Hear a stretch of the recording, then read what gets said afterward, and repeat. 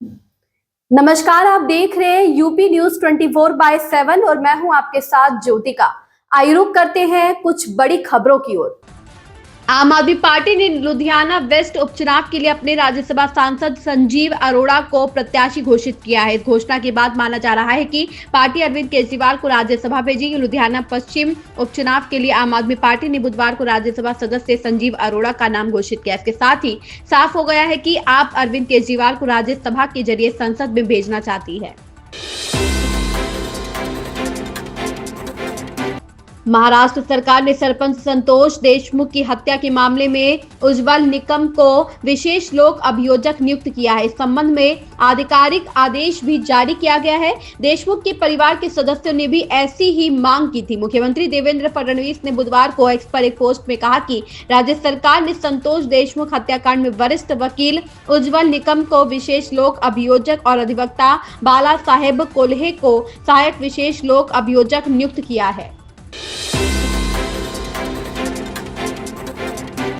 केंद्रीय मंत्री शिवराज सिंह चौहान की तरफ से एयर इंडिया के विमान में टूटी सीट पर यात्रा करने के बाद खड़ा हुआ विवाद अभी शांत नहीं हुआ है कि एक और भाजपा नेता ने एयरलाइंस कंपनी पर निशाना साधा है। एयर इंडिया पर भड़कते हुए भाजपा नेता ने उसे सबसे खराब एयरलाइंस का दर्जा भी दे दिया है। बिहार के मुख्यमंत्री नीतीश कुमार के बेटे निशांत कुमार के कथित बयान नीतीश कुमार को एनडीए का सीएम चेहरा बनाने पर बीजेपी के राष्ट्रीय प्रवक्ता सैयद शहनवाज हुसैन कहते हैं, जो कुछ कहा गया है वह वही है जो हम लंबे समय से कहते आ रहे हैं कि हम चुनाव लड़ेंगे और नीतीश कुमार के नेतृत्व में सरकार बनाएंगे। हमारे वरिष्ठ नेताओं, राज्य नेतृत्व और केंद्रीय नेतृत्व ने भी यही कहा है। बिहार में हम नीतीश कुमार के नेतृत्व में चुनाव लड़ेंगे, 200 पार करेंगे और एक बार फिर सरकार बनाएंगे। इस पर कोई विवाद नहीं है। कुमार का जो बयान आया है कि जनता से उन्होंने निवेदन की है कि बिहार में जो है जनता इंश्योर करे कि ज़्यादा से ज़्यादा वोट करे नीतीश कुमार जी को, और जिस तरीके से डेवलपमेंट के कार्य हुए हैं, और एनडीए को सबसे अहम जो बयान दिया है कि एनडीए को अनाउंस करना चाहिए कि नीतीश कुमार ही सीएम फेस है। क्या कहेंगे इस पूरे विषय को लेकर? नहीं, वो जो बातें कही गई हैं वो तो पहले से हम लोग कह रहे हैं कि नीतीश कुमार जी के नेतृत्व में चुनाव लड़ेंगे, उनके नेतृत्व में सरकार बनाएंगे।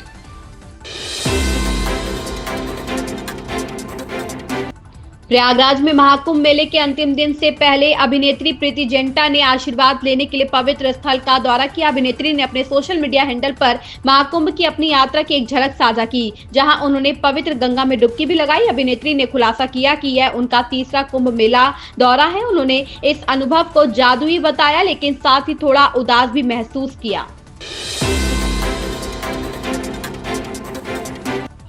नित्यानंद राय को भारतीय जनता पार्टी मुख्यमंत्री बनाना चाहती है। यह चर्चा तो कई बार उठी, लेकिन भाजपा ने औपचारिक तौर पर कभी ऐसा नहीं कहा। नित्यानंद बिहार प्रदेश भाजपा अध्यक्ष रहे, फिर केंद्र में राज्य मंत्री बन गए। केंद्रीय राज्य मंत्री बनने के बाद भी यह चर्चा उठी थी, लेकिन नीतीश कुमार के कद के सामने दबकर रह गई।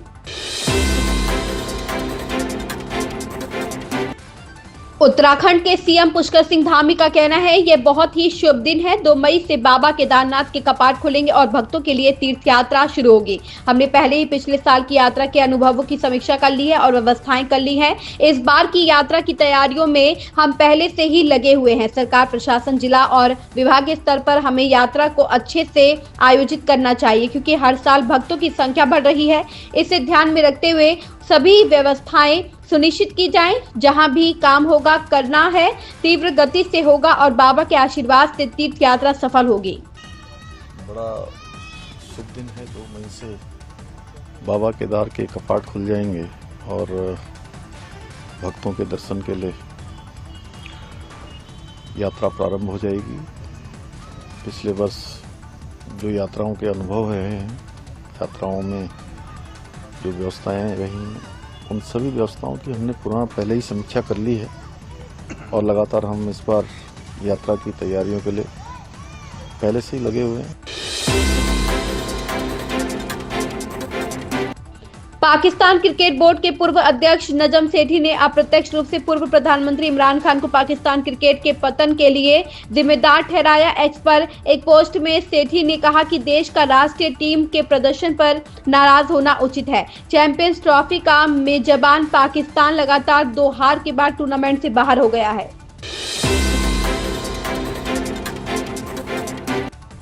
राजभवन के स्तर पर अभी मंत्रिमंडल विस्तार की तैयारी नहीं है, लेकिन अब ऐसा हो जाएगा। ऐसा इसलिए कि एक व्यक्ति एक पद के फॉर्मूले के तहत भारतीय जनता पार्टी की बिहार प्रदेश अध्यक्ष दिलीप जायसवाल ने सीएम नीतीश कुमार के मंत्रिमंडल से इस्तीफा दे दिया है। उनकी जगह भाजपा से एक कद्दावर चेहरे के साथ आज शाम तक 4 बजे नीतीश कुमार सरकार का मंत्रिमंडल विस्तार कर लिया जाएगा, यानी 4 बजे नए मंत्री शपथ लेंगे।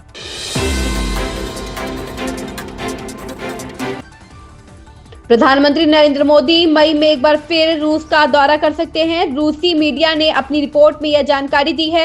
रिपोर्ट के अनुसार पीएम मोदी मॉस्को के रेड स्क्वायर पर आयोजित होने वाली 80वीं ग्रेट पैट्रियोटिक वार परेड में बतौर अतिथि शामिल होंगे। इस परेड में शामिल सेना का एक दल भी शामिल हो सकता है। रिपोर्ट्स के अनुसार भारतीय सेना का दल परेड से 1 महीने पहले ही रूस जा सकता है ताकि परेड की रिहर्सल कर सके। बिहार बीजेपी अध्यक्ष दिलीप जायसवाल कहते हैं आज शाम 4 बजे राज्यपाल राजभवन में शपथ ग्रहण समारोह के लिए सहमत हो गए हैं। बीजेपी के कोटे से 7 मंत्रियों की शपथ लेने की उम्मीद है। हमारी राज्य इकाई की बैठक 4 मार्च को होगी, जहां हमारी पार्टी के नए अध्यक्ष का चुनाव किया जाएगा। उत्तर प्रदेश के मुख्यमंत्री योगी आदित्यनाथ का महाशिवरात्रि पर्व पर बुधवार सुबह से ही अनुष्ठान जारी रहा। इसके साथ ही शहर के अंधियारी बाग स्थित मानसरोवर मंदिर में सबसे पहले सीएम योगी ने पहुंचकर भगवान भोलेनाथ का जलाभिषेक कर विधि पूर्वक पूजा अर्चना की। मुख्यमंत्री योगी आदित्यनाथ महाकुंभ के अंतिम स्नान और पर्व महाशिवरात्रि की पावन अवसर पर भी सुबह से ही एक्टिव नजर आए। बीते सभी अमृत स्नान और स्नान पर्व की तरह मुख्यमंत्री जी सुबह तड़के 4 बजे से व्यवस्थाओं को देखने के लिए कंट्रोल रूम पहुंच गए। गोरखपुर प्रवास के चलते उनके लिए गोरखनाथ मंदिर में ही कंट्रोल रूम स्थापित किया गया, जहां वे स्नान पर्व पर पल पल की मॉनिटरिंग करते नजर आए। मुख्यमंत्री योगी आदित्यनाथ ने विधान परिषद में राज्यपाल के अभिभाषण पर चर्चा के दौरान कहा कि सपा की मानसिकता संकीर्ण है। भाजपा सरकार अल्पसंख्यक बच्चों को केवल पारंपरिक मदरसों तक सीमित नहीं रखना चाहती। उन्हें मुल्ला और मौलवी बनाने के बजाय डॉक्टर, इंजीनियर, वैज्ञानिक और साहित्यकार बनाने का अवसर भी प्रदान करना चाहती है। अब कठमुल्लापन की संस्कृति नहीं चलेगी। प्रयागराज महाकुंभ ने प्रदेश में नए पंच तीर्थ को जोड़ा है।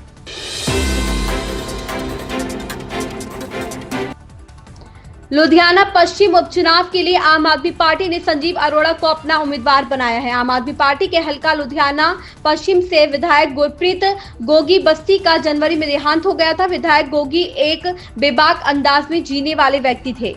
इन खबरों में बस इतना ही। बने रहिए यूपी न्यूज 24/7 के साथ। अगर आपको ये खबर पसंद आई हो तो हमारे चैनल को लाइक, सब्सक्राइब और शेयर करें और हमें अपनी राय कमेंट में जरूर बताएं।